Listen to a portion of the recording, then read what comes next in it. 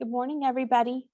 It is 10 o'clock this morning, and we are at the start time for our teacher panel.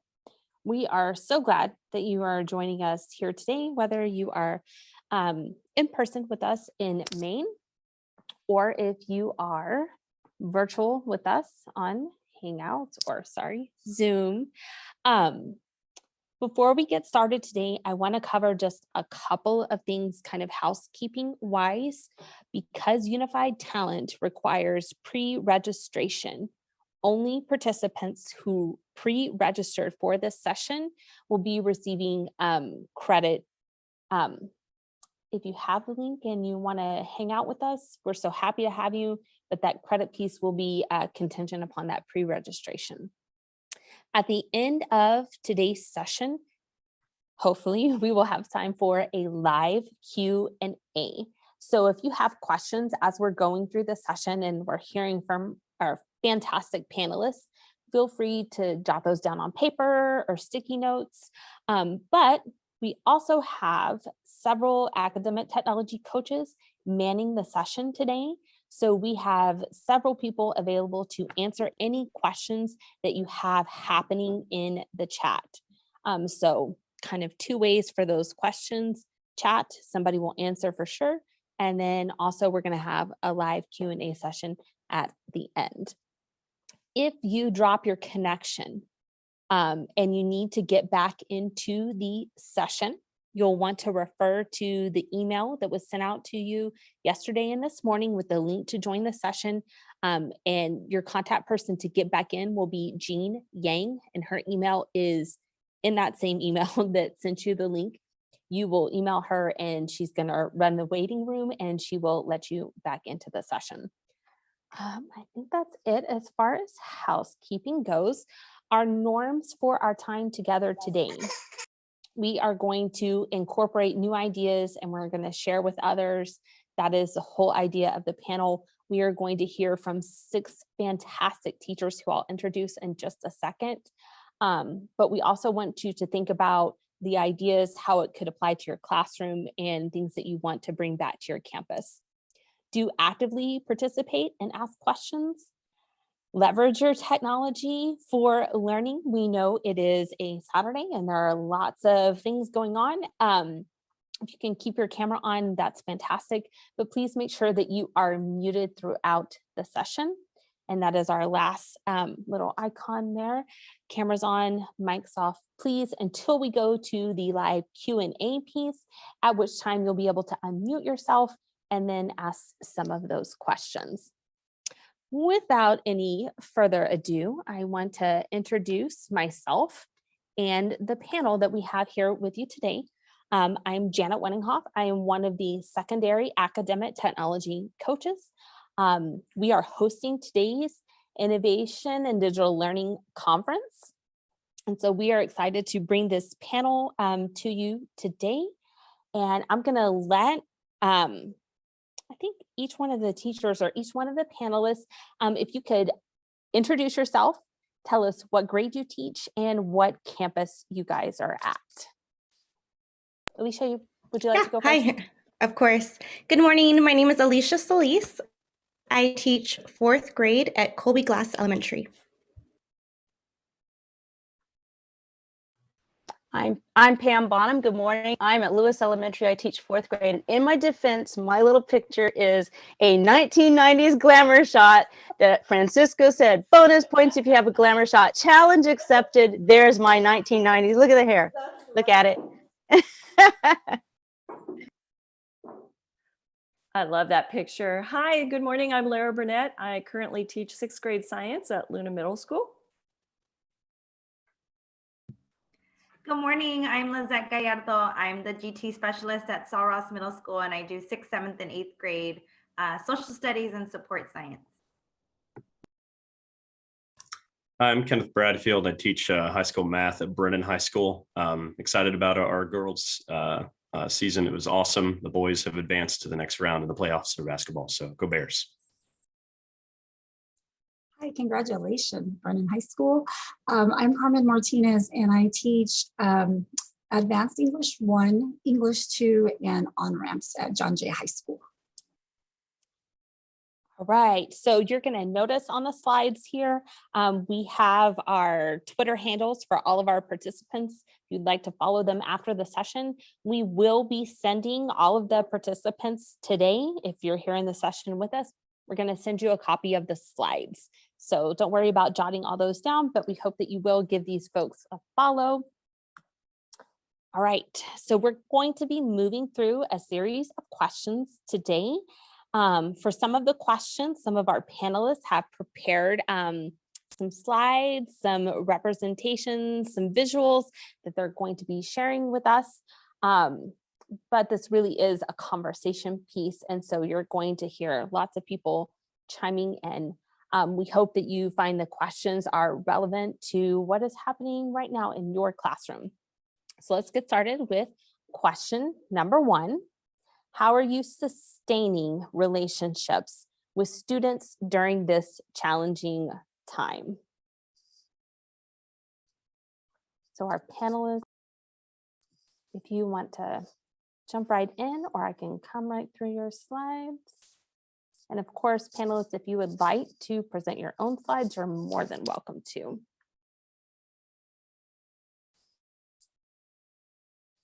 Well, I guess I can start since I answered this question. Mine's, can I share my screen? Of course. Okay, so I'm gonna take over the power. Yes. Okay, let's see if it cooperates. Can you see what I am sharing? You're good. Yay. Okay, so you know, it's a challenge coming back from our years of a year and a half of all the Zooms and virtual learning, and deprogramming our students from being on other websites when we're teaching, or walking away, or muting us, because you know sometimes you get the feeling they still want to mute us now, but they can't because they're hostage in our classrooms again. But one thing that I've tried doing this year is going on virtual field trips. And this is just one example, the Buffalo Bill Center of the Wild West in Montana. We're at 4th grade, we study the Great Plains Indians, and they do a fantastic field trip about the Great Plains Indians, but there are other field trips they offer, and it's live and interactive. So you do join them in a Zoom meeting or Google Meets, and they do an amazing presentation and ask your students questions, and it's very interactive. So that's one thing that I've tried incorporating a couple of times this year. Next week, we're going on a field trip about erosion. So I've done this this Great Plains field trip frequently, but the erosion one will be my first time next week. So looking forward to something different. In my school right here, where we have been reading a book study, The Wild Card. And it's a husband and wife team, Hope and Wade King, who are teachers, and they kind of remind me of Ron Clark, their energy and how they're very creative and outside the box in their teaching. And I think the message I took away from reading this book is, take your creativity or something you are passionate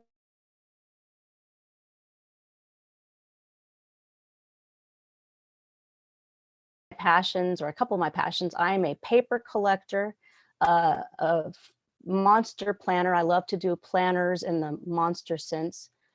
And fountain pens, I collect fountain pens, and I also collect typewriters. So all of these are actually hot links. This is a link. If you click it, excuse me, you can see a little video about this husband and wife team. If you click this link here, it will take you to the Buffalo Bill Center of the West, so you can see the trips they offer. Here, if you click this link, I think we're kind of pressed for time, and these are like 5-minute little videos. So we took my fountain pens that I collect, and we study the preamble in 4th grade. So I brought in all my fountain pens and ink and parchment paper, and had the kids copy the preamble for Constitution Week. And then we used hot wax with little stamps that I have, and we pressed the wax and then hung them up in the classroom. So this is a little video I made of my students participating in that activity. I make the videos on Canva, and then I share these videos with the parents and send them a link where they can watch these videos. So this is a link to a video of the students writing the preamble with fountain pens, which was technology in the olden days. So we also have discussions that technology isn't just a computer and the internet or a PlayStation or any kind of internet activity. But in these days, the fountain was technology. Another activity that I do is the technology of typewriters. I happen to collect typewriters. And so we just wrapped up a poetry unit. And so we have a typewriter poetry rodeo where I have my kids write their own poem, and they have to use things that they learned about poetry during our whole unit of study. And I let them type them out, paint on them, and then we put a little book together, and we put them all together in a book. So we published a poetry book for the classroom. And then I also do on Canva a video, and I send it to the parents so they can see how their kids use the old-fashioned technology of typewriters. And a way of collaboration in this is I train some of my students how to use the typewriters because they're quite different than a keyboard on a computer. And this year, I'm the collab teacher. So I chose some of my special students to be trainers of trainers. And they did a fantastic job training their peers on how to use typewriters. And then one final piece that we do is morning meetings. And this is a link. It's a year's collection of morning meetings. I will click this so you can kind of see what it looks like. It will make you make a copy of it. Maybe. Not cooperating. So it will have a little video of the theme of the week. And since it's been kindness week for this week, it's a little video of Kid President or different videos about kindness. So it has affirmations on it. It has positive quotes. It does a little poll of the day, sometimes asking, you know, how they're feeling for their social emotional little activity there. Usually little reminders on health or getting to class on time, and then a little question that you can have them turn and talk to their neighbors. So it's a whole year's worth, so you can change it once you make your copy. It's got every week, and it's got a video every single day, a little opening class video. Well, thank you so much for sharing all of that. Sure. And Pam, you have some really great links. And so I just want to remind everybody, we're going to be sharing the slideshow with you guys. So don't worry about jotting all of those down. That was really powerful stuff. Those virtual field trips.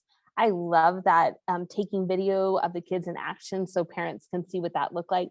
I think a lot of parents saw school happening when the kids were home virtually. And what a great way to kind of bring them back in now that the schools are, or the kids are in person. One more thing is I also have, if anybody wants to borrow a typewriter, I've got like 6 or 7 typewriters. I would be more than happy to loan you a typewriter so you can do, because who has typewriters? I have typewriters. You want one? You can go borrow one. Contact me.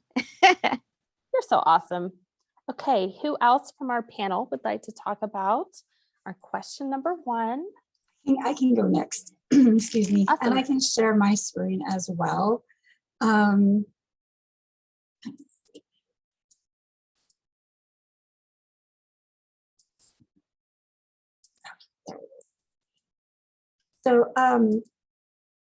like I said, I'm a high school teacher at John Jay High School, and so what happened this year was we started off, really good in person, and then as the year progressed, there were days where I would have full classes, and then days where I would have half of my classes present, unfortunately, because of the virus. And so I had to think of ways to, meet both needs of the students who had contacted me that they would not be on campus for the week or two. And then, of course, my students who were still on campus in person coming every day. And then with my classes being around 28 to 32 kids from my English classes, I really wanted to make sure that I was reaching, both groups equally.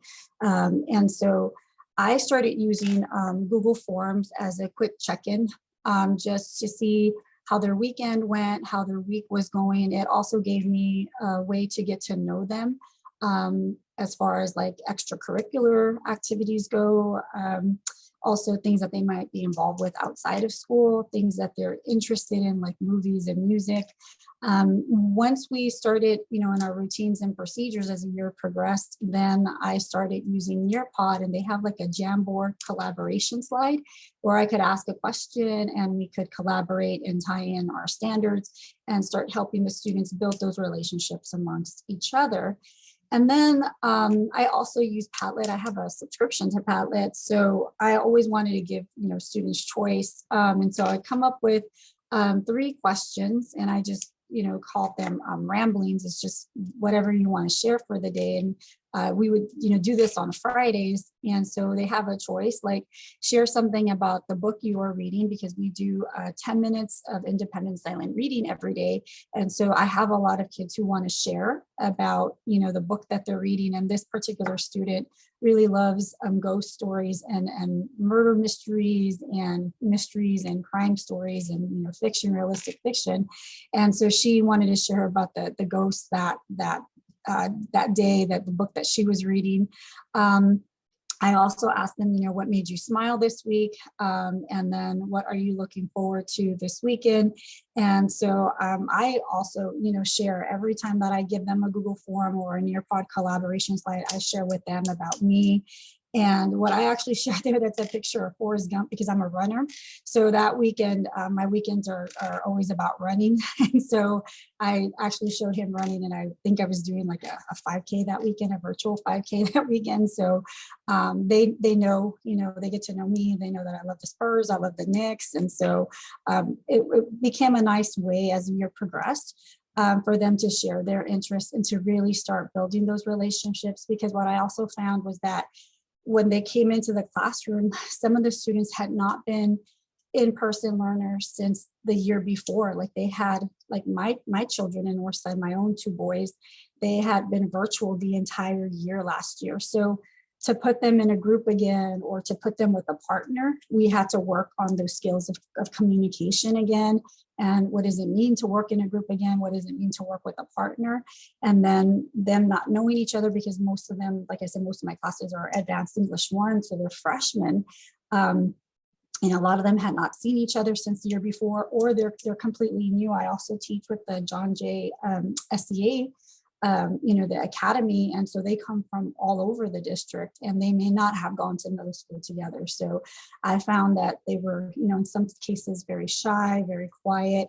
And a lot of these processes of the Google Forms and Nearpod collaborations like the Padlet really help them to start building those relationships and becoming comfortable with the students around them, because they could see it. And then I would share out the Google Forms information, with the class, so that they could see the other interests. And I always made sure I kept it very general, nothing too personal, something that they would feel comfortable in building community. And again, trying to make it in a way where we could have fun. Either at the beginning of the class or in the middle of the class as a brain break, or right at the end of the class as we were closing for the day. Oh my gosh, that was so good. And as you were talking, Ms. Martinez, I was thinking about what you said, letting the kids get to know each other. And I think, traditionally we think about those transition grades, especially at the secondary level, being 6th grade and 9th grade. But because of COVID and some kids being virtual, those transition grades probably spanned all the grades, and we have a lot of kids that don't know each other. So that was fantastic. And I'm sorry, I just saw a question in the chat that said, I think they missed the content level that I teach. So I teach advanced English 1, I teach on-level English 2, and then I also teach on-ramps rhetoric. And that's a combination of juniors and seniors. So it's 9th, 10th, 11th, and 12th. Awesome. All right, panel, who would like to share?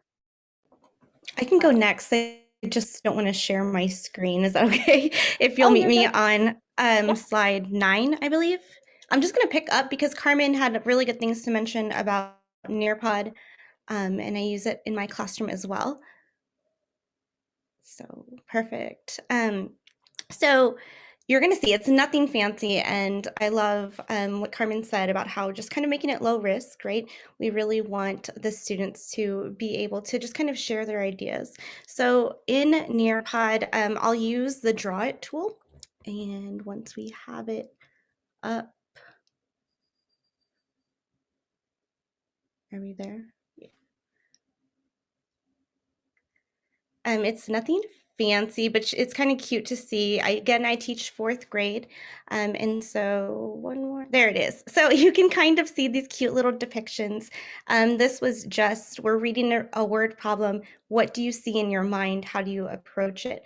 Now, this is taken from the report screen in Nearpod, but when I show it to my class, a lot of times I'll remove the names and it just pops up with like a bunch of asterisks, and we're able to discuss just how different brains work differently, right? And I think it really highlights that there's no one perfect way to do it.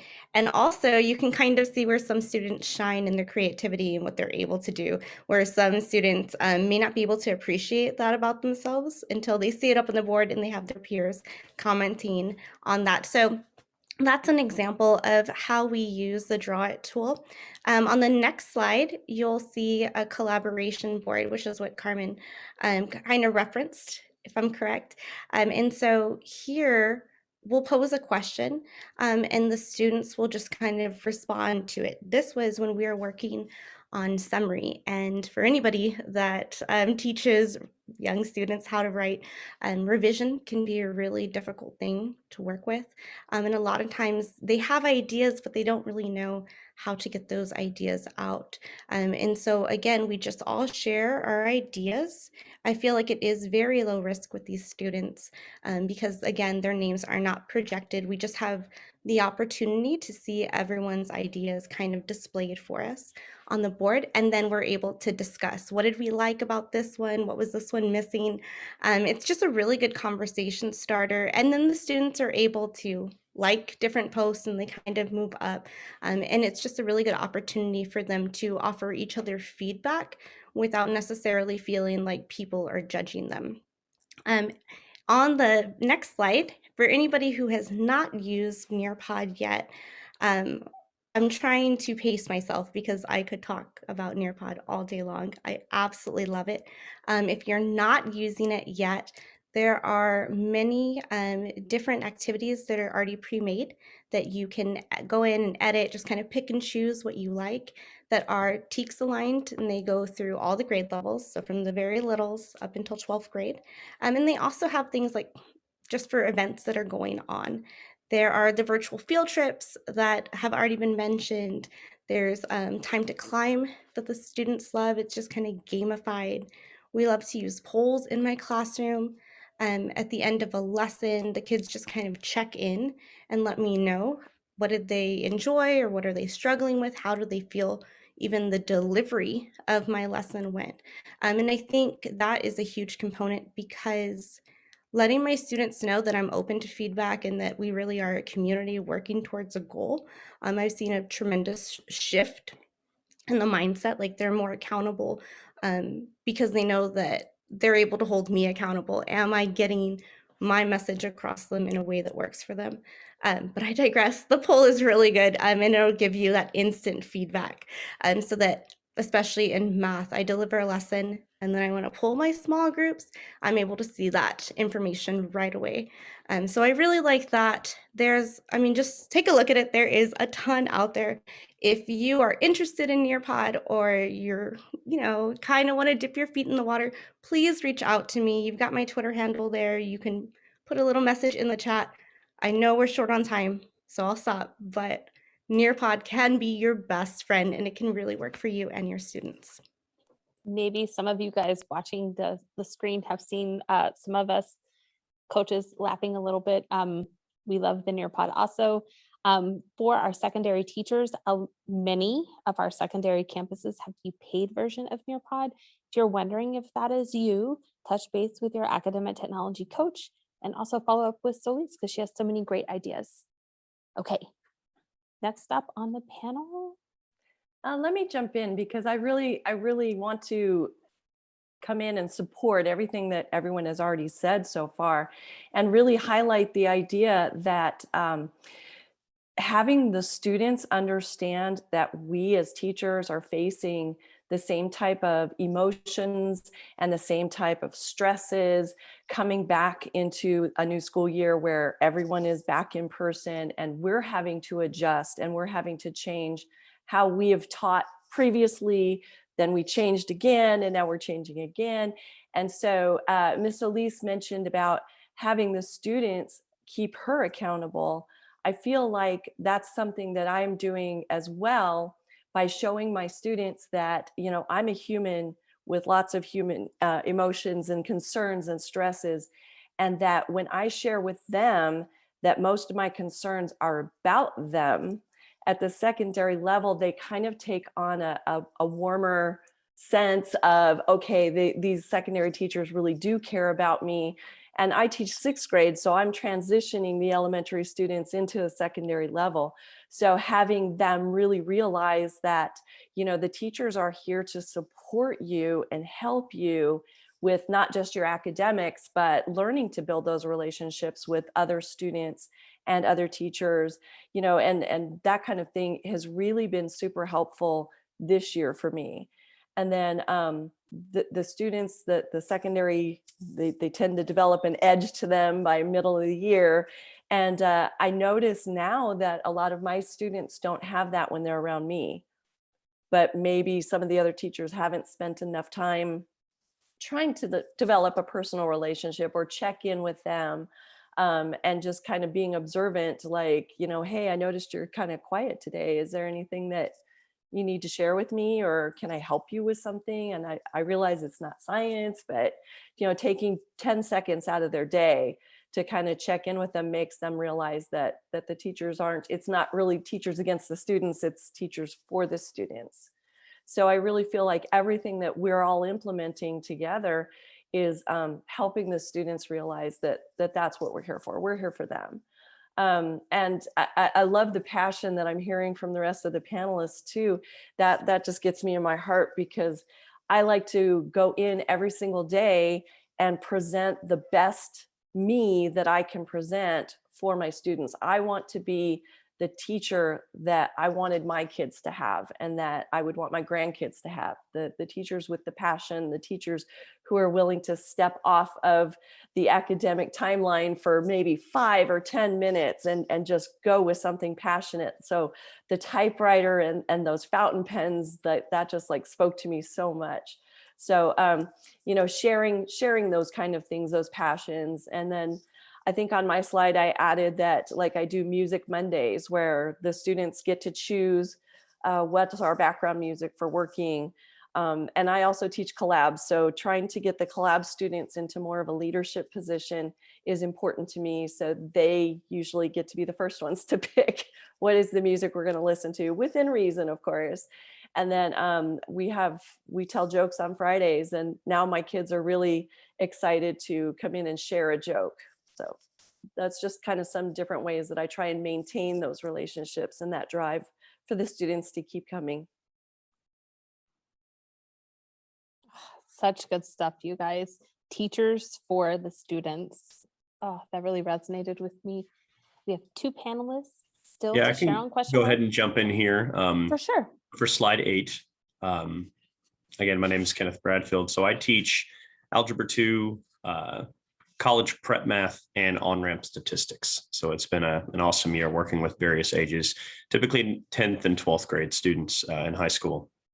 And as a high school math teacher, there's ways in the classroom, and it doesn't appear to have been updated. I added a few things to my slide, so I might go ahead and share my screen. So I'll go ahead and share. Yeah, I'm gonna go ahead and share my screen here, and I'll let the slide show up. So I added a few things on mine since we've been talking here, kind of reminding me of communication. Communication both inside and outside the classroom with students to develop these relationships and connections with them. The Remind app, I've got to say it, for whatever reason, whether it's messaging kids that school has been canceled. I remember last year, many kids told me, a handful of kids told me that I was the only source of information they had when their internet went down. So when they got a message on the phone from me saying, hey, school has been canceled, the next day I had kids saying, hey, can you tell me if school's been canceled or not? I was like, I know is the only one that you could hear from. But the Remind app has been helpful, just reaching out to kids like, hey, you left your, AirPods in my classroom, or kind of what some other panelists mentioned as well, just reaching out saying, hey, I in the classroom, I want you to return for tutoring. I need to see you. I want to talk to you. And in the classroom, it's a technology that I used for communication is Poll Everywhere. It's another tool, as others mentioned, that allows an anonymous form of communication when I ask things like, how did your test go? How did the quiz go? And they're able to share some ideas with each other. And, one thing that teachers often, worry about, and it's always in the back of our minds, is, our kid's going to do something inappropriate or something wrong. And you will be surprised how well teenagers really do react to using this technology in the classroom. And yes, everything on Remind is recorded. It's all public document for everyone to see. But in the classrooms, kids use technology very appropriately. They want to see that technology used. So I've always, for years, whenever I've used Poll Everywhere, I've always thought, okay, brace yourself. So, but no, they really do very well in the classroom using that technology to communicate. And I like the anonymity to allow them to share candidly about how they feel about either how they did or about a particular math topic. Another one on the top right over here is the recognition of students' post-secondary choices, either going into the military, community college, trade schools, and colleges, and having that communication constantly, especially with my seniors throughout the year, about what choices they're making, how math fits in their future careers, if math fits in their future careers, and how to take steps appropriately to decide what your futures will be. So I always enjoy having this conversation with kids about what and they always change throughout the year. So it's always exciting. Of course, in the middle, I decided to put a copy of the book, Make Me, Understanding and Engaging Student Resistance in School by Eric Toshalis. This is a book that I have near my desk at all times. And I'm throwing a plug, and no, I was not paid to do this, but this is a book that I encourage everyone here to get a copy of, maybe even do a book study. So it really does help me understand kids in the classroom. I mean, we're talking high school math here. So I get a little bit of resistance every day, but this helps me understand, why are students resisting? What's going on in their lives? What's going on in their daily lives with other teachers? What is happening? What is making them resist? And is it teaching? Is it political? Is it personal? Is it psychological? What is the reason why students resist? And understanding that helps me engage with those challenging students in the room that are pushing back on me. And of course, all around the corners, you can see pictures of fruit snacks. This is the way I use and encourage my students to participate. And one thing I'm starting to transition to that I've not thought about in years is, rather than encouraging correct answers, I'm going to start something new this year, and I'm going to start to encourage asking questions. And that's when I'm going to start throwing bags of fruit snacks to kids. So those are the things I wanted to share that I incentivize in the classroom. So maybe I'm going to send some fruit snacks your way, Bradfield. I'm going to contribute to that, which is really powerful. And then Ms. Gallardo, would you like to round out that question one? Can you share the screen, please, Janet? So just a reminder, I do GT all 3 grade levels, and I am really big on starting off class with nothing to do about our topic, because I like community building. I think that's really important for my students. My students also are 2 extremes. They love to, half of them either want to talk nonstop, or the other group wants to not talk at all. And so I like these curiosity videos. There's so many of them, but this one in particular, I had them guess like which one was the drawing, which one was the real egg. And that just starts up a whole conversation, and then they see it, and there's so much back and forth of, I could do that, no you can't, they could have done it better, or just all that conversation I think is a really community building for the class. The logic puzzles, I did put the digital link if you wanted to do digital ones. We do paper ones.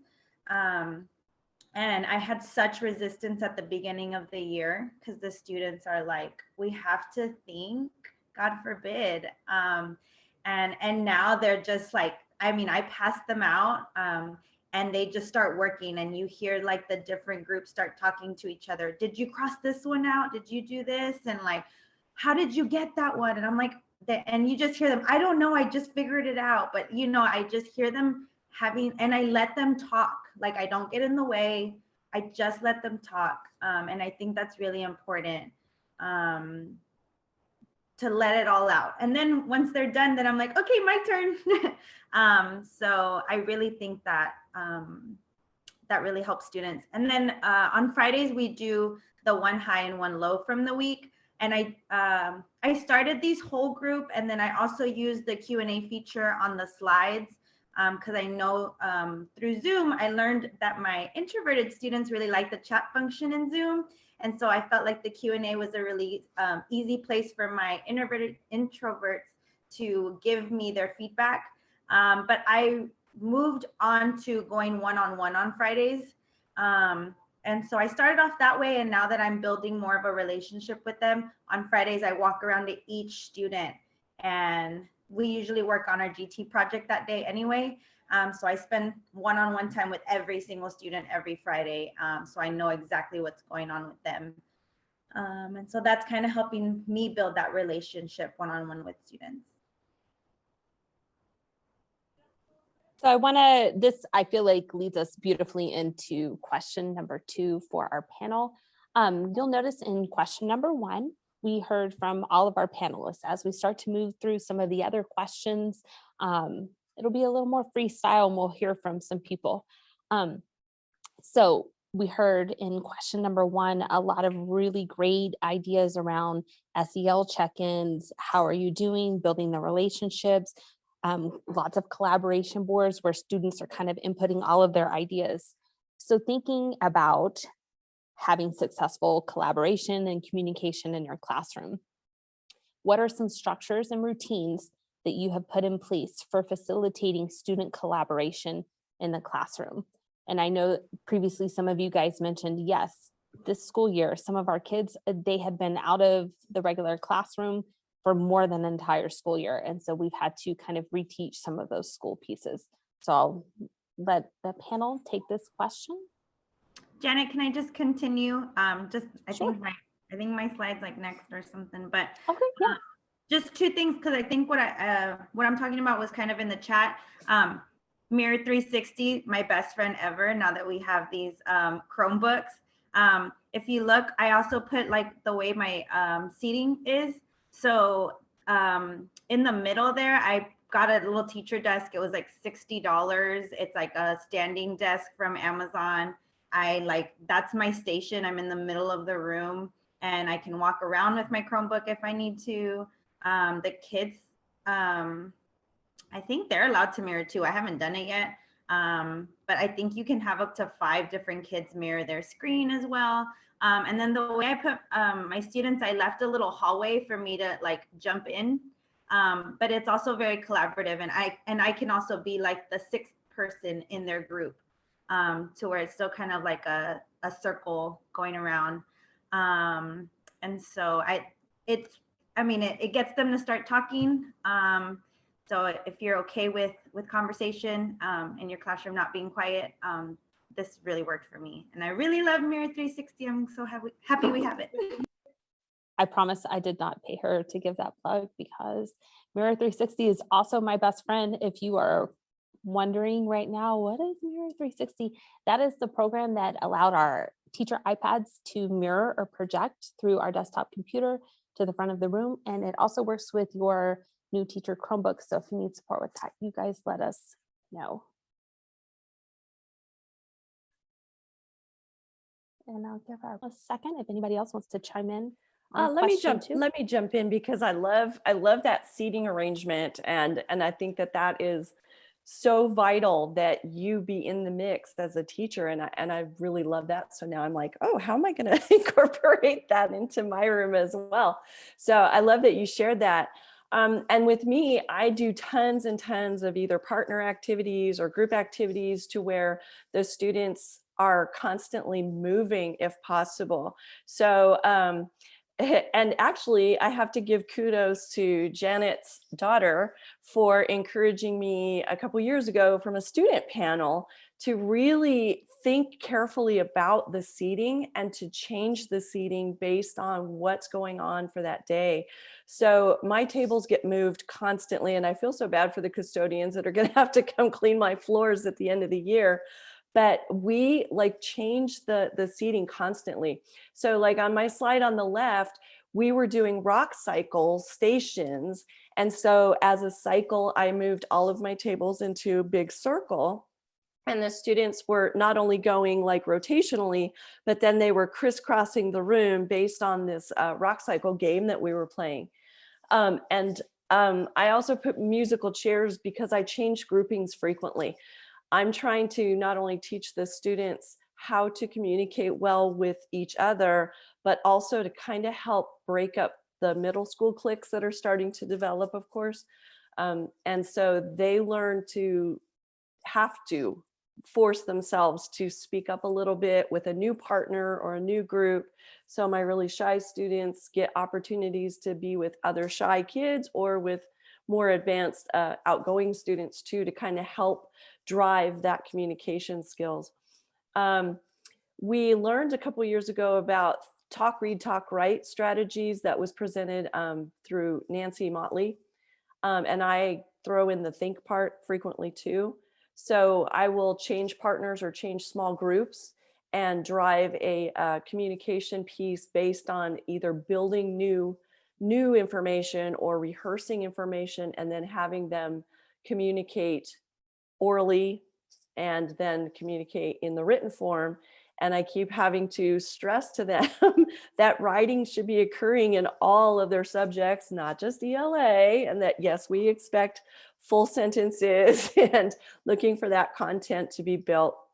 And then one other way that I've changed my structure with using like gamified review, like with GimKit or Blookit, is that I'll either team the students up with a small group, and then I have a driver in each group, and that usually is one of my lower students, and they are the ones that are going to drive inputting the answer to kind of build up a little more competition. So the teams, it's the team that wins. And then the whole fruit snack thing is like big for secondary. Food prizes, just any kind of prize and celebrations. But we make sure that it's kind of more team driven so that we're giving more of the students that opportunity to feel like a successful winner. So what I'm hearing is lots of fruit snacks. So keep in mind they sell those in bulk at Costco, just giving that plug out there.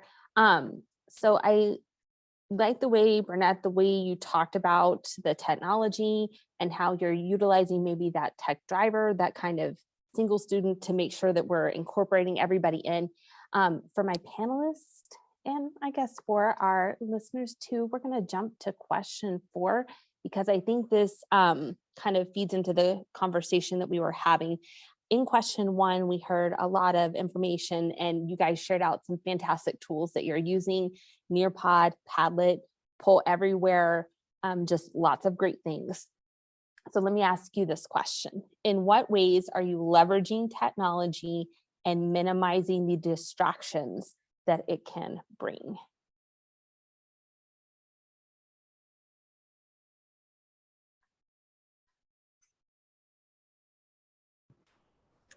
Hey, I'll go ahead and my favorite tool that the teachers on my campus have seemed to like is the face your Chromebook to the screen. So when I'm talking, like, everyone turn your Chromebook, we're gonna face the screen, and then, okay, now it's your turn to work on your, like, so just, you know, if those cues, and then again, Bold School, I really like when I'm planning, am I using technology to elevate the lesson, or am I just using it because I'm trying to use the Chromebook because it's there? And so I've been very purposeful about getting a good blend of when am I using this Chromebook, and what tool I'm using. So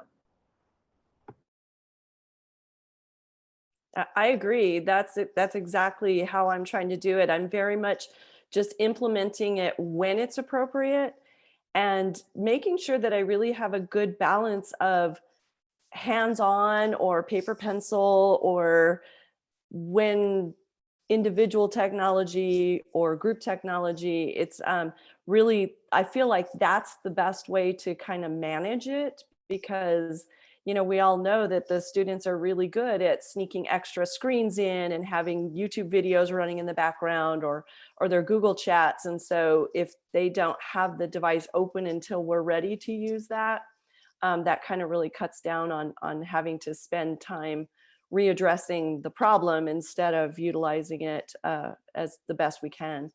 And so really, I agree, the whole old school, use it when it's appropriate, when it's going to be beneficial to the whole lesson and not just, a time killer.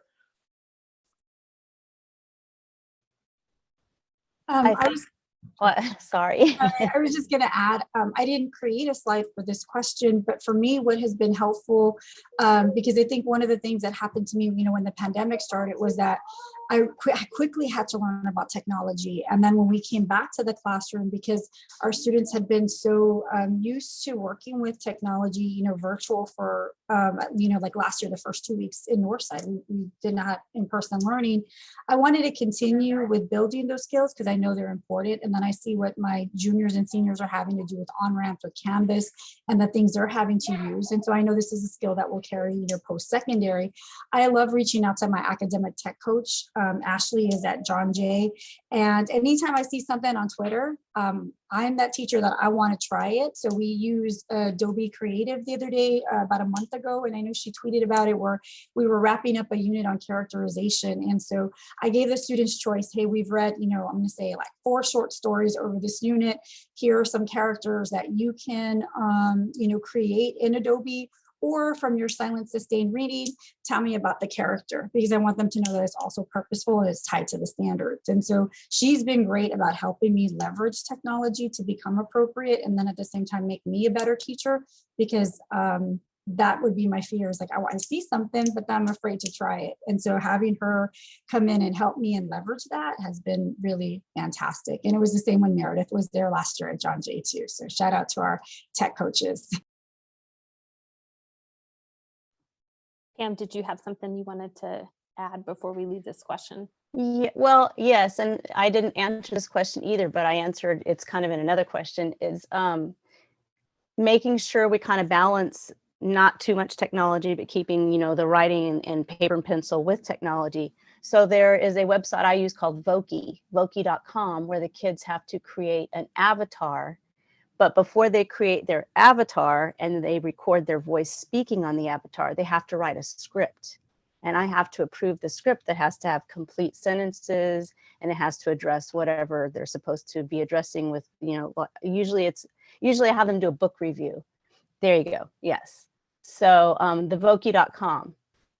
And so the kids have to write out a script. I have to approve it before they can create their Voki and then record their voice speaking in the Voki. And it's just a little animated Voki that there are tons of things they can create, animals, people, and then it speaks. Or they don't have to record their voice into it. They can type, and then it will do the speech, the text to speech. So that's a handy tool to kind of have your writing activities along with technology. And once you train them to use it, it can be a great station for anything you can think of. I want to also add one thought as well, and I do appreciate the panelists talking about the idea of minimizing distractions, and I'm liking that word. You can't eliminate them. You want to minimize them. You want to mitigate them. There are some times that I can see some of my students are maybe just not having a good day. And so I invite them, whenever we are maybe watching a video, learning a math topic, or engaging in some work, I always want my students to keep in mind, like, if you need to take a mental break, do so. Come back to it. And so I'll walk by and be like, are you good? Is everything okay? Let's get back to the work. And so I don't want them to feel pressure that they always have to be watching something math related. I want them to be able to transition back to it whenever they feel like they're ready. It's hard to believe we've already been together for 50 minutes. And we have several questions. And again, all the participants will receive today's slides. But we are actually going to move ahead to question number 8. And then we'll have maybe some time for a live Q&A. But make sure you guys are using that chat as well to answer or to ask and answer those questions. So question 8, this is for the whole panel. Thinking about the last 3 school years.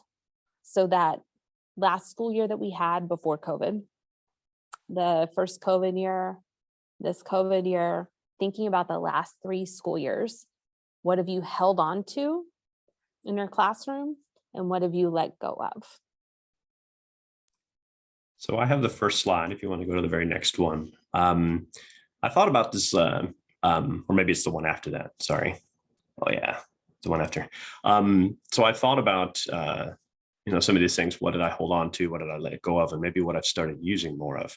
So you can see my fruit snacks always shows up again. But you see a picture of my classroom in groups. I'm not going to let go of that. Kids are using masks. They're being very careful. They're not touching each other's hands.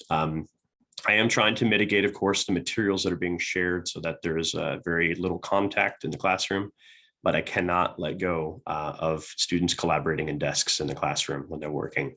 I encourage them to work with each other.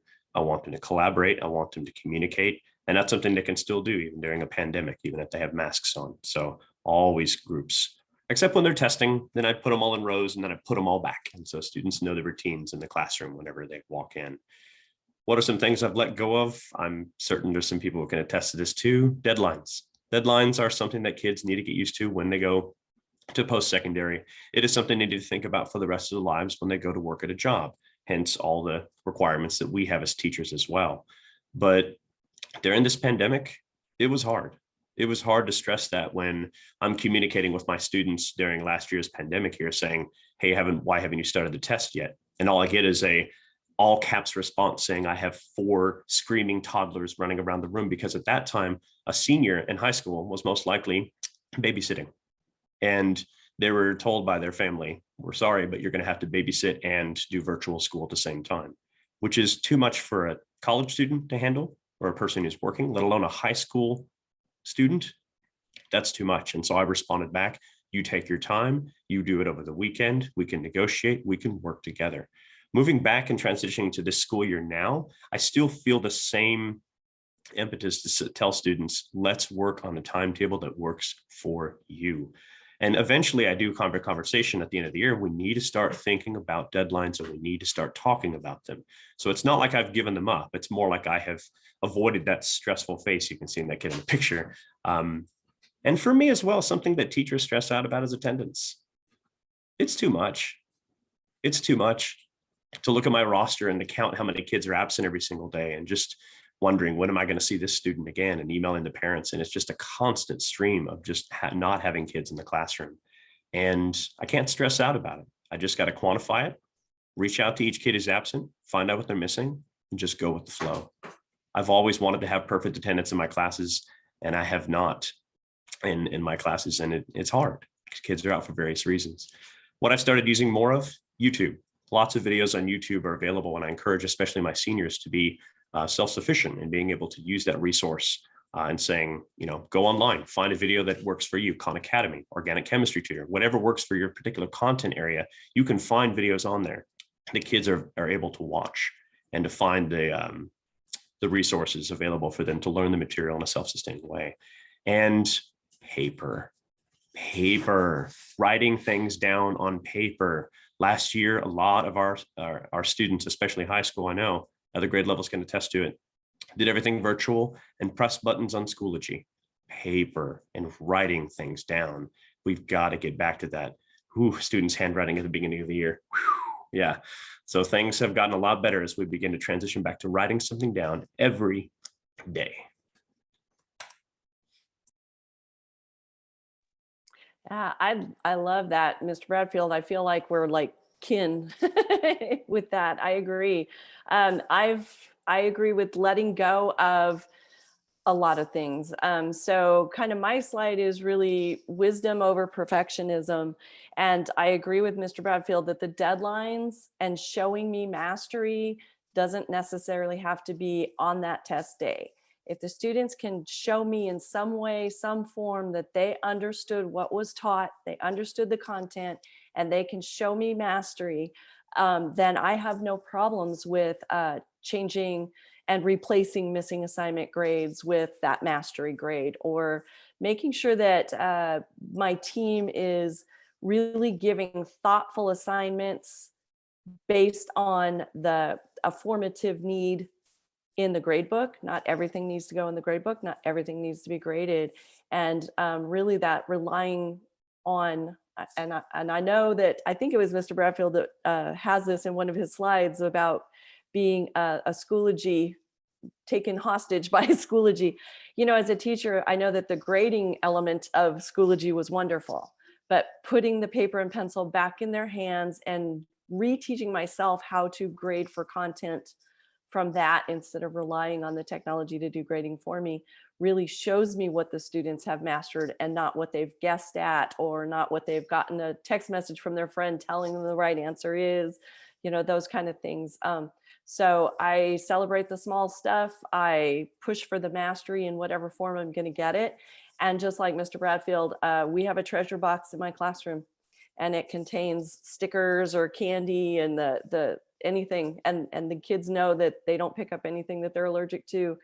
There's erasers. There's just little tween treasure box that we celebrate with. Yeah, and I would have to agree with the two panelists that just spoke. I really think the same thing too, that you know, attendance was a challenge, and now I find that if I can just communicate in some way with the families, and I know that the students are okay, then that's okay. And because, you know, life happens, and there are other things outside of COVID that our students have been affected by, that they have no control over, and they need that time. The other thing that I think I've tried to do more and be better about is student choice. There were some students who did very, very well virtual learning, and they came in and they're still doing very well using Schoology. So depending on the lesson, they know they have a choice. It's been uploaded in Schoology, but if you want the hard paper copy, here you go. And so they know that at the end of the period, either I'm going to get a submission in Schoology, or I'm going to get the hard paper copy. And for the kiddos who keep the hard paper copy, and every student has a folder in my classroom, they know, get the folder, put the paper in, they'll see their grade when they come in, you know, later on that week. And so I think student choice has really helped the level of engagement in my class, and it's even for the lesson. For example, this week we'll be looking at some famous speeches, and they'll have a choice between the two speeches that they want to analyze. They have to choose one to analyze. So I think that's also helped as well with my students in getting them to complete the work and to be successful in the classroom. And I think student check-ins too. I try my best every week to meet individually with the student and show them their grades in their home access center. And if they're doing well in my class, I might say something to them like, hey, let's have a conversation. What's going on in this class? Why are you passing my class, but we're having some challenges in this other class? Do you need some help talking with that teacher? What can we do to get you back on track? Because I know that you can do well in all of your classes. So I think that's the other thing, is building those relationships. Yeah, I am a huge control freak, or I was a control freak. I think that's just kind of what led me into teaching, right? But I've had to learn to let go of a lot of things, and it's made me a better teacher. It's helped my classroom. And I can't tell you how important it is for those kids to feel comfortable enough to come and say like, hey, you know, I really think we could have had an extra problem in that lesson, or like, I really wish you would have let me do this on paper. It's just really helped me be reflective and fine tune it. You know, we go through these trainings every year, and you kind of latch on to like the newest craze or whatever is popular at the time. But it's really interesting to get feedback from the students and what they learn from best, what they enjoy best, and just being able to, as an educator, take that constructive criticism and do what's best for the students. I think that's something that I am learning. I'm getting better every day, but just to let go of my need to have control and really put that ownership back in the hands of my students. I also want to add one more thing. I was thinking about, you know, our mental health as teachers as well, is interacting with my colleagues. You know, I have been part of the virtual teacher tutors these last 2 years, and I encourage everybody here to have some circle, whether you meet and talk with people about your personal lives or about your work, and mutual students or just what your practices are. Those kind of circles where you communicate and talk with others, your colleagues, those are valuable, and they were necessary last year. And I still say they are necessary this year as well. Just to talk, just to communicate, because you want to be ready every day when you walk back into the classroom. Yes, it's all about decompressing for sure. That is, I mean, before it was nice, it was cool, but these last 2 years, it has been absolutely necessary in order for me to share those times with my fellow teachers and get back in the classroom and be ready and put on that face again for the next class.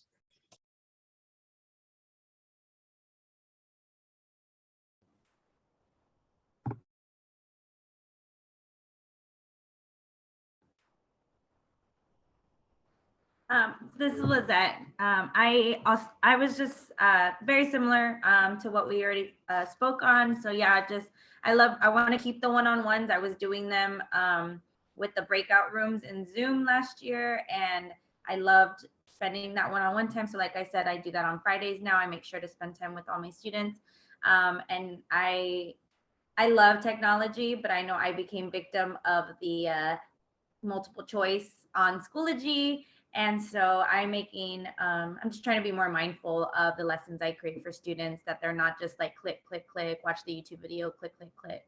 That I am being more mindful of the way I use technology. So that's letting go of that multiple choice piece and having them write. I love Pete in the chat was talking about the balance between being able to read their handwriting and having them have time to practice with their handwriting. So thanks for sharing that, Pete. I do love that balance as well.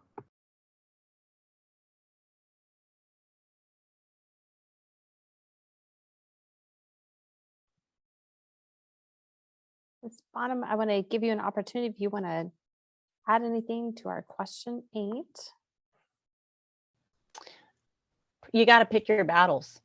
Basically, everybody stated it perfectly. You just have to, I've always hated that word, teachers are so flexible, but good Lord, have we had to be flexible lately. So we're acrobatically flexible, because you have to just pick your battles and choose to just let go of some things you can't control, because you can't control it. And just, I have my decompression time when I come home. It's actually, I live about 30 miles away from school. So I have the turn on the loud music, drive my car, decompress, let it all go. So when I get home, it's all good.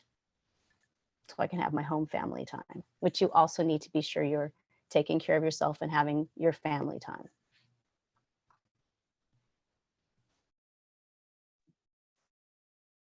Okay, so as we're kind of, for my panelists, we had to skip some of our questions, but I do want to give you panelists an opportunity if there is a question that you felt really strongly about, because you guys put together some great slides and resources.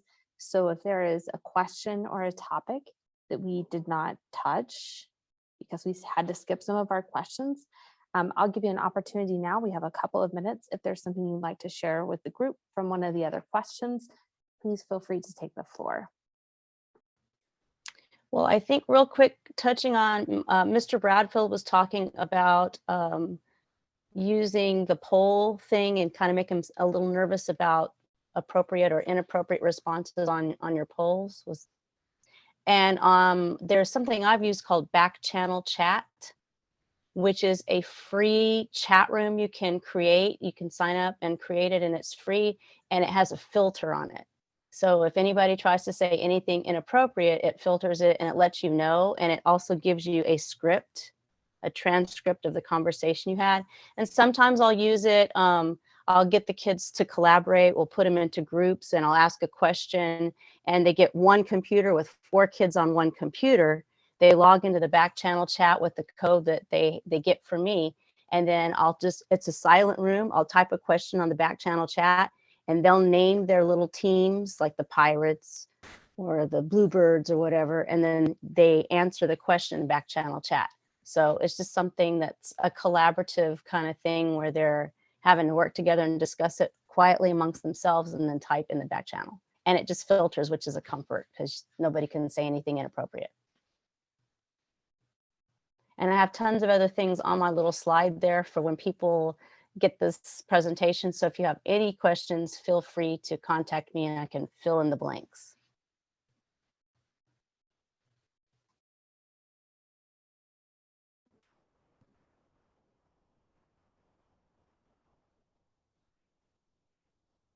I really like the question that was asked of us about how do we keep students at the same pace when they're all either their learning is just at different paces or they've just been out for various reasons. And I wanted to stress just like I love and I think my students appreciate having in-class time to catch up. And I'm very like, well, today we're supposed to be doing this. And I think just, again, letting go of that and just being like, well, you know, if we're not all on the same pace, like I just let the kids catch up. I'm like, you know what? We've had 4 makeup days. Like, let's all be on the same place. Like, we're not going to be exactly the same, but giving kids in class time. They don't have the structure at home to do that.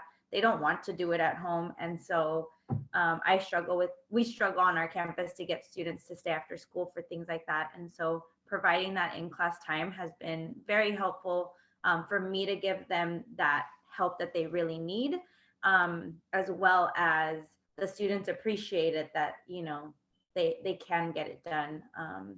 And we're already so much more advanced. Like the time we have together, I'm way more advanced than I was last year, right? And so just letting go of that, I think that was really helpful. And I agree with that. I also had shared what I do in my classroom to keep them on track. So I try with in every class, they have a daily agenda posted in Schoology. And when I send out weekly emails to the parents in my classes about reminders that are coming either from my class or the campus or the district, I remind them about the agenda because some of our kids, like I said, are involved in so many great things on campus. And so I get emails every day. I'm going to be on school business for this or for that. And so they know, go to our folder, your agenda's already been posted. And I have, like I said, a lot of the advanced and GT kids. So they look for that folder to find their work. And then in the classroom, like I said, that student choice is so important because if I do have students that have maybe fallen behind in my class, those weekly student conferences coupled with the choice helps them to get caught up in the classroom. But like Lisette was saying, that in-class time is also important because they do need sometimes makeup days where there's something that's happened that they have not been able to complete the work. And that's when that student check-in comes in and I'll say, okay, instead of working on this, when the rest of the class is working, I need you to finish this because, you've been out for so many days and this is the assignment that's taking, the most amount of your grade. And so usually, because I think we do such a good job of building, right, those relationships, the kids feel safe enough to tell us when they're having trouble and what they're having trouble with. And that really helps. So, I'm glad that, a lot of us on the panel have talked about that because I think that really set the tone for the beginning of the year.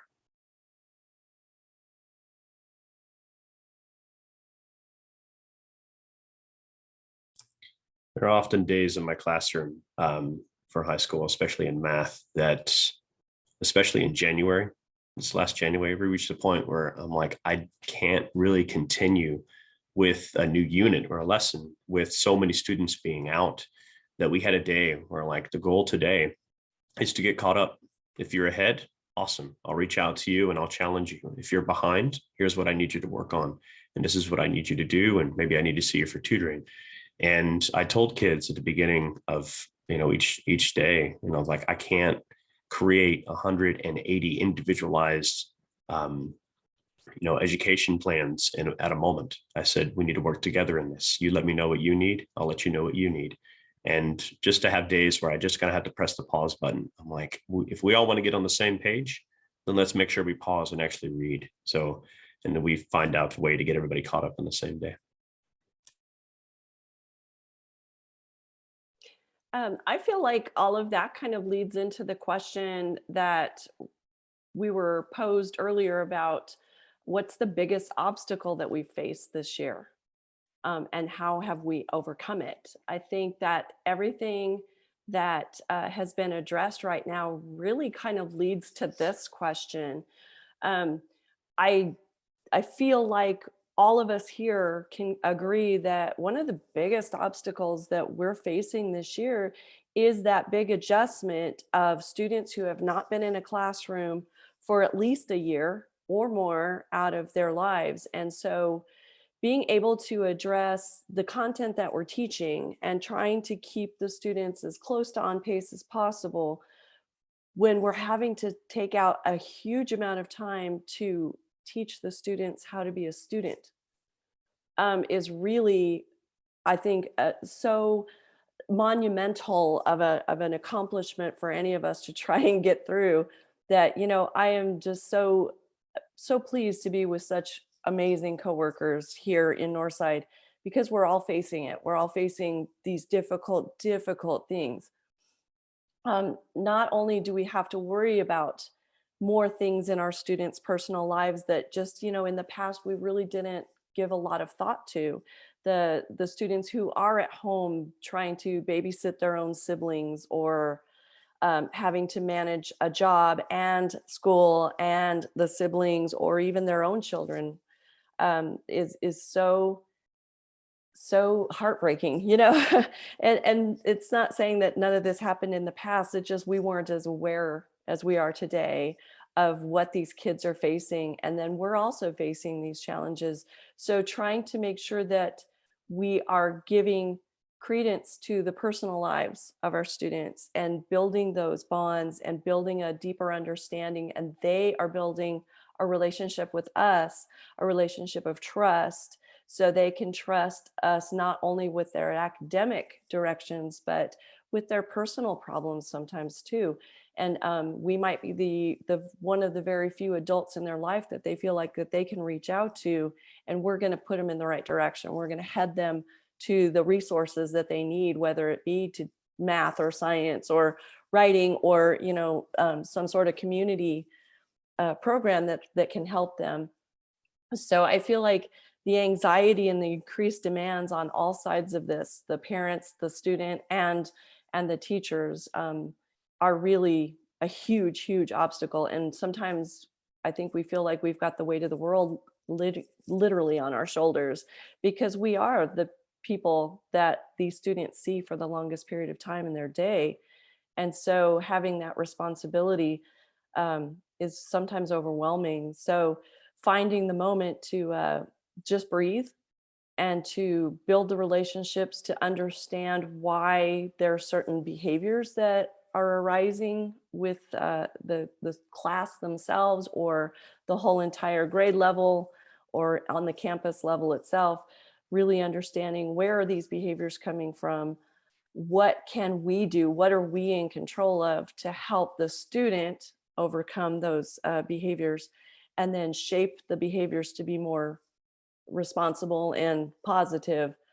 I feel like that's part of our responsibility. I had a discussion recently with somebody about teaching the content, and not the behaviors, and an expression that keeps coming up is they should know better. These are 7th graders, these are 8th graders, these are 17-year-olds, they should know better. And my response was kind of to sit back and pause and say, well, clearly they don't know better. So as educators, it's kind of our job to jump in there and educate them on not just our content, but educate them on being a good citizen, and educate them on what your expectation is for behaviors, as well as turning in their content, turning in their assignments.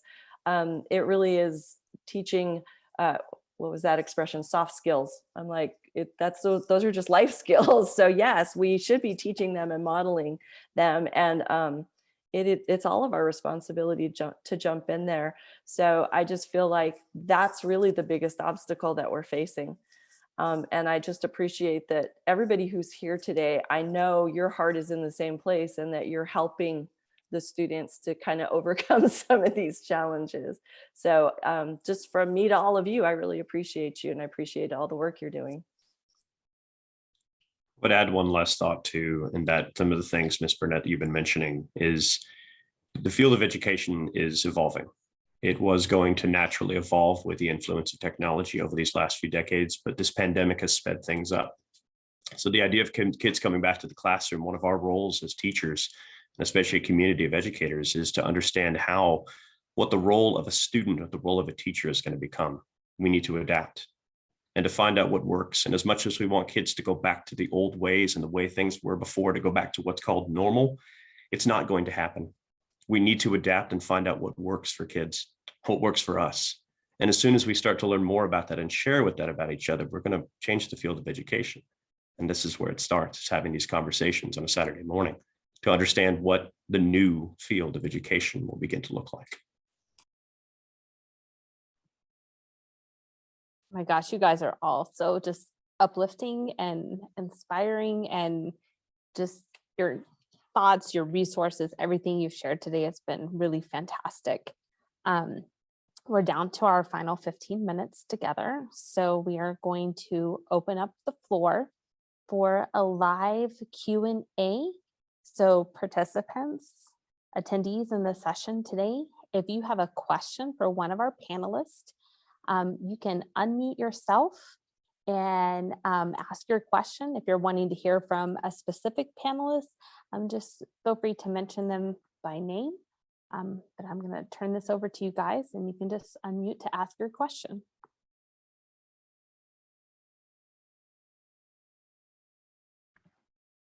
I actually do have a question.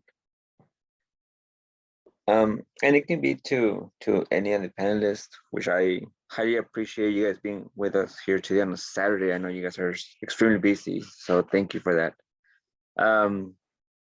I usually have my students work on technology on a daily basis, and I've seen that some students love to Google chat when I'm giving my instruction, right? I do the normal thing, which is I walk around, and if I see them, I use proximity. They see me, they take it off, no big deal. But then I see them come back to it. Is there a technology function that you guys do to prevent them to going into Gmail to Google with their friends, to chat with their friends? If that makes sense.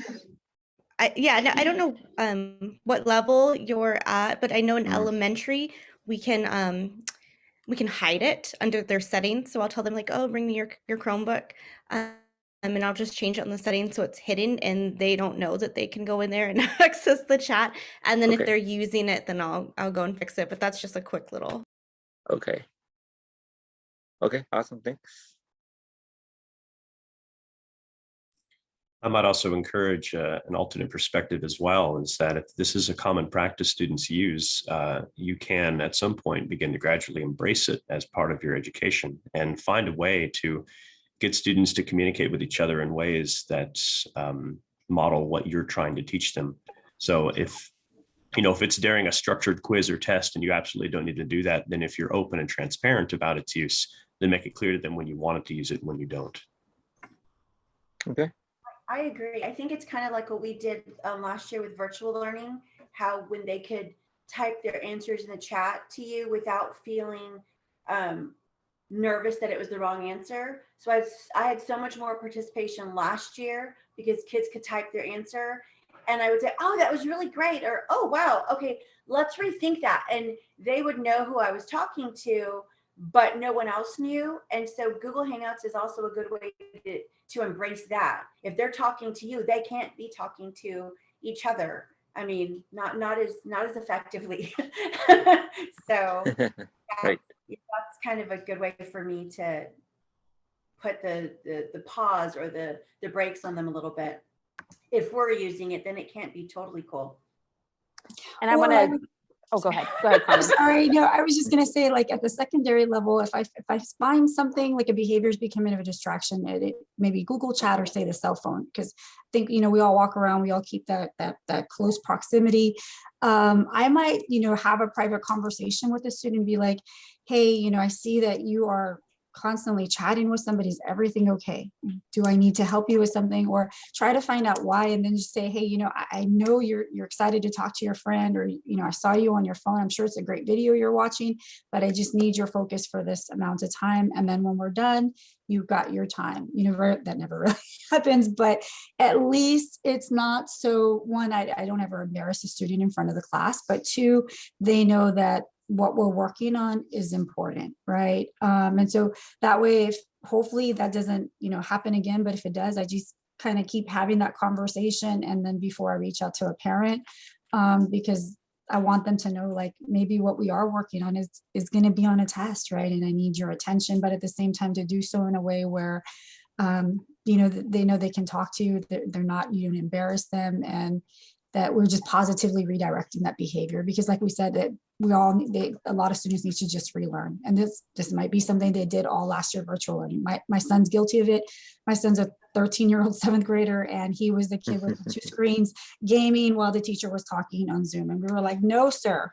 So I even struggle with that as a parent. And I want to go back to something that Ms. Gallardo, you mentioned earlier in the conversation about just some kind of classroom procedures around, turning the screens towards the front of the room if there's something happening. I feel like that kind of touches on, the chatting and maybe some of the off-task things that we see. One thing that I've done is open Google Chat. You guys have 5 minutes to chat your little brains out. And then when 5 minutes is up, Google Chat's off and we're getting on with our lesson. And sometimes that just kind of gives them a release and they get it all out of their system and then they're good to go. But I'm also 4th grade, so there's that. Thank you, guys. Thank you. I love that. That's a great idea. I think we have time to take one more question from the audience.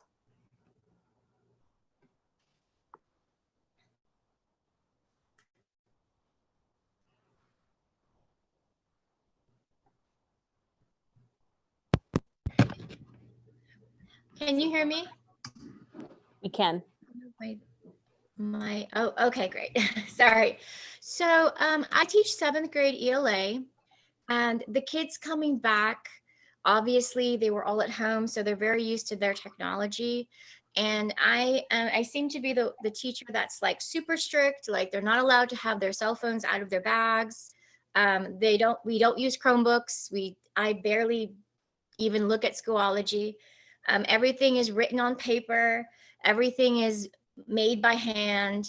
We do a lot of hands-on activities, and I even have my cell phone put away, so I don't use any technology. I model for them, like, I don't have my cell phone, it's in my bag. We're not using technology. And I've gotten a few complaints from parents and about, oh, well, they need to keep up with the technology. And I feel like, well, we've been drowned in technology. They know how to use it. They're pretty smart. And I just don't feel like I want to use it in my classroom. Do you think this is a positive move, or do you think that maybe I should enforce a little bit more technology in my class?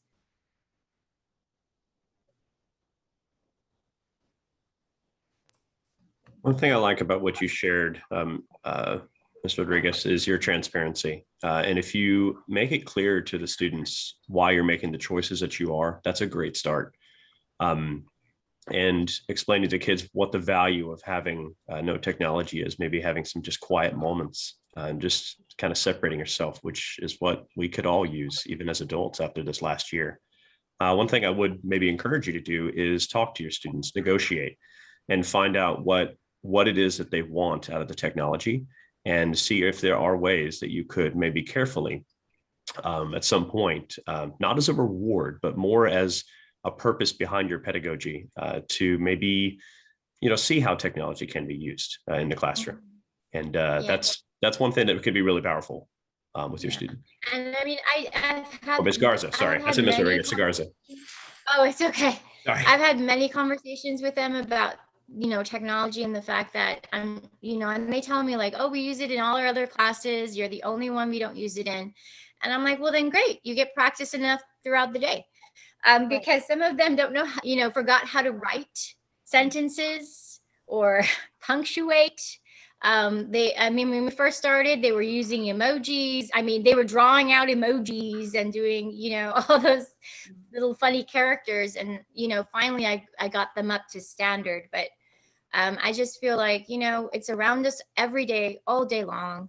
And I don't feel like I'm doing them a negative by just taking it out of my classroom, like 100%, because they get it everywhere else, and I want to go back to traditional. And I know that some people, it's never going to go back to being the way it was before, but I just feel like they need to write, they need to create with their hands, they need to color, they need to work in a group and build something together instead of going on a Chromebook and putting it on a Google slide. Not that I'm against that. I love that stuff too, but I just feel like it's more impactful for them. But I don't want to be making the wrong decision. I don't want to hurt them, So I was just wondering your thoughts. No, I think your question just brings up such a valid point. Why are we doing technology? What does it add value to? So I'm going to give a plug. If you know me in real life, you have definitely seen me pull this book out of my bag and talk to you about it. I do not get a kickback for this. I want you to know that his concept is something that I just truly believe in as a teacher. This is Bold School by Weston Kieschnick. There are some copies of this available in the resource library. I would check on Sora too. And it is a blend of old school teaching and new school technologies. And his whole premise is goal, strategy, tool. The goal is, what do I want the kids to achieve? What's my learning outcome? Strategy, those are the strategies we all know and do. Are we doing a jigsaw? Are we doing a gallery walk? All of those pieces. And then the last piece is the tool. And that tool piece, that's digital and not digital. The tool is, how do we facilitate or make that strategy happen so that our goal is met? And so definitely we could be reaching all of those things without digital tools. Sometimes the digital tools make our lives and the kids' lives a little bit easier because it collects the data quickly. So that's my last plug. Go ahead, Carmen. I'm sorry, I was going to add, I'm glad that's a great book too. I was going to say for ELA, another good book that can help you find with balance, because I struggle with that. Like when I said 10 minutes of silent reading, I follow the work of Penny Kittle and Kelly Gallagher. And Penny Kittle in one of her books is adamant, it's got to be a hard copy of a book. A lot of my kids like Sora and they love a good ebook, and I love Audible. I love a good ebook too. So I really had to try to find that balance, right? And Penny Kittle and Gallagher's work for ELA have helped me find the balance, because I think it goes back to what Janet was saying was, what is the tool? What is the purpose, right? And what do I want my students to take away from this? But Penny Kittle has some great activities that are both like, working by paper, and then, when the time is right and it's appropriate, then we're going to work, with the technology. But I struggle with that too, because, every time I say 10 minutes of silent reading, I see some of my kids, with their cell phones, and I kind of hop over. Sometimes it's a risk, right? Sometimes they are in a book, and then sometimes I see they're chatting and I'm like, what are we doing? So, it's every day. It's never perfect, but then I have to stop and remember, this is our first try back at a normal year, and we're all learning together, right? Like we're all learning it together, and it's not going to be perfect. And when it comes for my T-test observation, I need my administrators in there, because I need them to see what I'm going through every day, and I need advice and I need recommendations. So, and one thing I think I'm taking away from the panel today is there is no magic bullet for anything that we're doing. So if I piqued your interest with this book, or if you want to reach out to Carmen on her book recommendations, we are down to our final 2 minutes. So we're going to have two things happen really quickly here. First, I want to thank our panelists. Oh my goodness, your words were amazing. I feel like we could stay here for hours and just really all collaborate together. It was so beautiful.